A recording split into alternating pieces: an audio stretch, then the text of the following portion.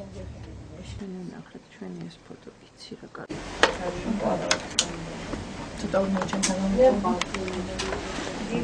ნანა ქალმა რამდენი წლიდან უნდა დაიწყოს დაუშვათ აი სახის კანის მოვლა?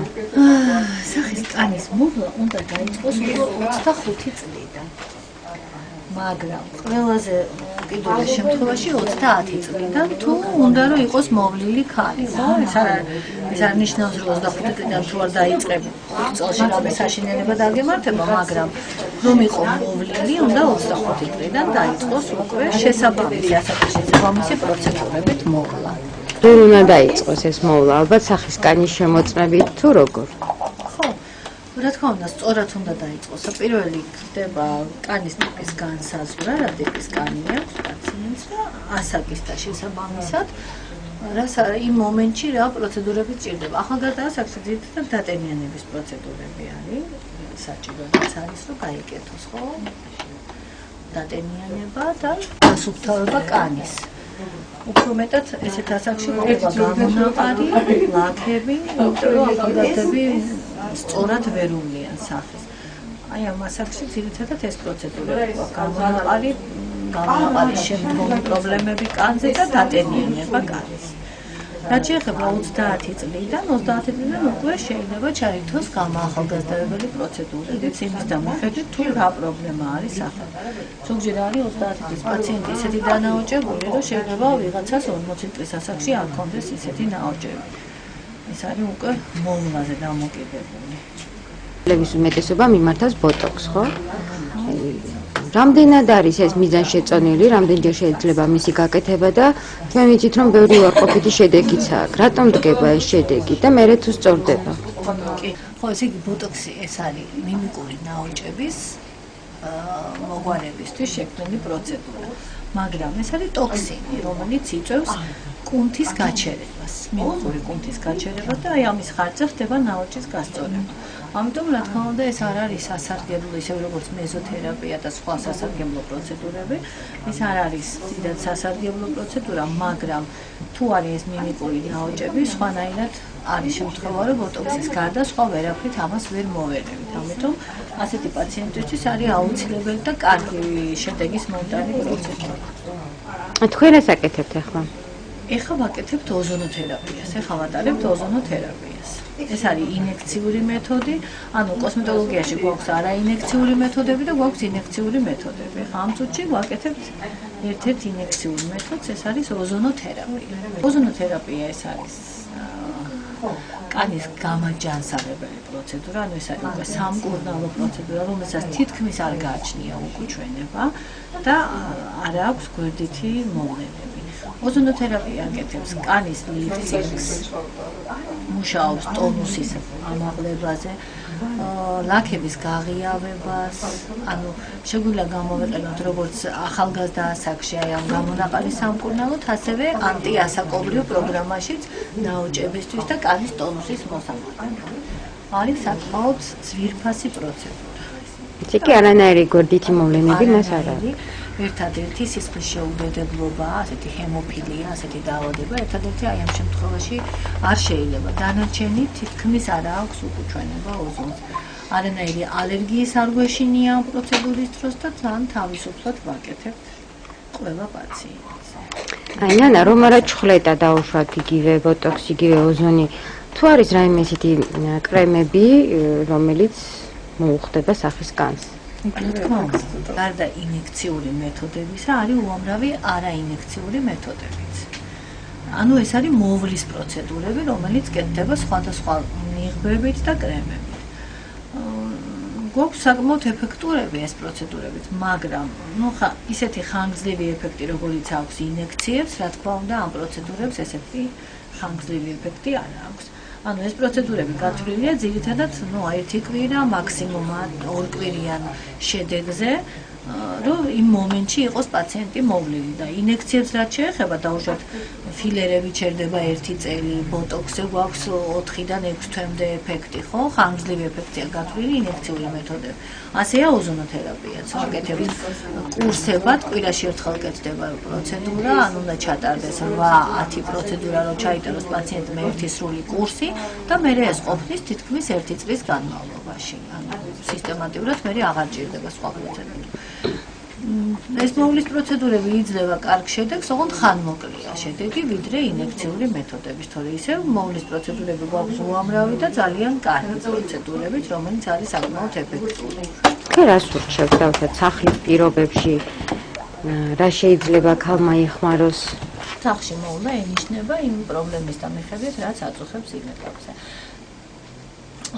ეხლა სახლის მოვლა ძირითადად არის კრემები, სკრაბი, მექანიკური პილინგი, ანუ სკრაბი, რომელიც შეუძლია კვირაში ერთხელ ან ორჯერ სახლის პირობებში იკეთოს პაციენტმა და არსებობს სუსტი მჟავები, ანუ პილინგი, რომელიც ზამთარში კეთდება, ეხლა არის ზუსტად პილინგების სეზონი და აი თუ არის ცხიმიანი და პრობლემური კანი, გვაქვს ესეთი სპეციალური სუსტი მჟავები, რომლითაც სახლის პირობებში შეუძლია პაციენტმა იკეთოს პილინგი ყოველდღიურად ან დღე-გამოშვებით, ეს უკვე კანის ტიპის მიხედვით უნიშნავთ ჩვენ კოსმეტოლოგი უნიშნავს რა ინტენსივობით უნდა იხმაროს აი ეს მჟავა.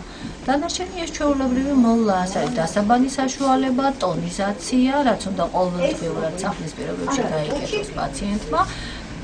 ეს არის დღის და ღამის კრემები და თვალის მოვლა, თვალის ცირკული. გარდა ამისა, ნიღბები შეუძლია შეიძინოს და კონდეს სახლის პირობებში კვირაში ერთხელ ან ორჯერ გაიკეთოს ნიღაბი, რომელიც შეესაბამება მის კანის ტიპს. სწორად უნდა იქნეს შერჩეული კანის ტიპის მიხედვით, რომელ ხილს და რომელ ბოსტნეულს იხმარს. მაგრამ ერთადერთი საფრთხე ამ შემთხვევაში არის ალერგია. ანუ ეს ბუნებრივი პროდუქტები, როგორც წესი, არის ალერგიული. პროფესიონალურ კოსმეტიკაში ეს ყველაფერი გათვალისწინებულია, ხო, რომ არ მოხდეს ალერგია, ნაკლებად ალერგიული იყოს ესა თუ ის პროდუქტი და აი ეს ბუნებრივი პროდუქტები ამითია საშიში, რომ შეიძლება გამოიწვიოს სერიოზული ალერგია. ამიტომ თუ პაციენტი არის რაღაცის მიმართ ალერგიული, უნდა ფრთხილად იყოს აი ამ ნიღბის თუ პროდუქტების გამოყენებაზე, რომ არ მოხდეს ალერგია. აი კვება რამდენად ახდენს გავლენას სახის კანზე? ძალიან დიდ გავლენას ახდენს, რა თქმა უნდა, კვება, აი იგივე ასაკობრივ პრობლემებსაც შეეხება ძალიან დიდი მნიშვნელობა აქვს წყალს რამდენად იღებს პაციენტი. ანუ რაც უფრო შედის ასაკში, მეტი რაოდენობით წყალი უნდა მივიღოთ, რომ არ მოხდეს კანის გამოშრობა, ანუ დაბერების პროცესს ძირითადად იწვევს ტენის ნაკრება. ანუ კანის გამოფიტვა ხდება და იწყება კანის დაბერება. ამიტომ ვიყენებთ ჰიალურონის მჟავას აქტიურად ყველა პროცედურებში, ინექციულში თუ არა ინექციულში, რომელიც ახდენს კანის ღრმა დატენიანებას და ამით გვიხსნის ბევრ იმ პრობლემას, რომელიც ასაკში წამოიჭრება.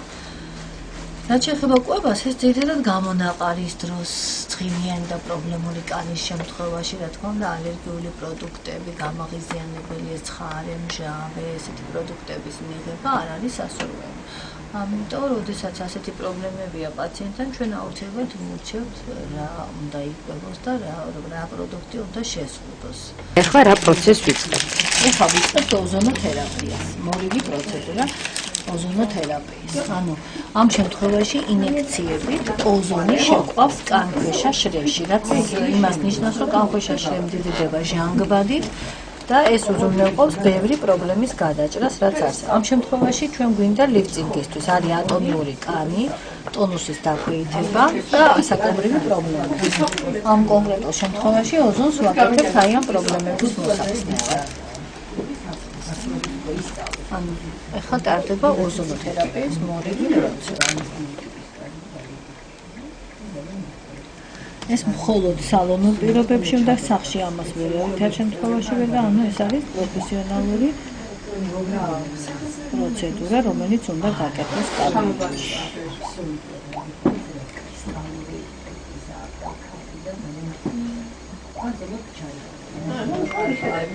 ეს ალბათ ძალიან მტკივნეულია, ხო? ძალიან არა. ნუ არასასიამოვნოა, რა თქმა უნდა, იმიტომ რომ ლექცია არის. ასატანი პროცედურაა, მოსაწყისი ნამდვილად არა. ისევე როგორც მეზოთერაპია, ყველა ინექციური მეთოდი დაკავშირებულია რაღაც გარკვეულ ტკივილს. ისევ უკვე გავაკეთეთ, აი შემდეგ რა ხდება? ეხლა დავამშვიდოთ უნდა კანი. ეხლა ვადებთ დაცვას, რომ ნაჭრეტებში რაიმე პრობლემა არ შეგვექმნას, დამცავი შევქმნათ, დამამშვიდებელ ლოსიონებს, ან კრემს, ან ნიღაბს, კანის ტიპის მიხედვით ვირჩევთ და ბოლოს უკვე დავადებთ დამამთავრებელ კრემს.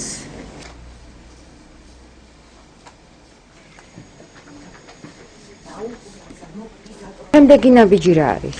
ეხლა უკვე всё დამშვიდების პროცედურა დამთავრდა, ეხლა ჩვენ ჩამოვხსნით ამას და შემდგომი არის დამამთავრებელი კრემი, რომლითაც მოვხსნით გაღიზიანებას და დაცვას გავაკეთებთ სახის. ეხლა არის საღამო, დაუშვათ ეს პროცედურა თუ კეთდება დილის საათებში, აუცილებლად უნდა დავადოთ დამცავი კრემი, მიუხედავად იმისა, რომ ზამთარია, მაინც ოდნავ მზეც რომ იყოს, აუცილებლად დამცავი უნდა დავადოთ პაციენტს, რომ ნაჭრეტების შემდეგ არ მოხდეს კანის ჩალაქავება.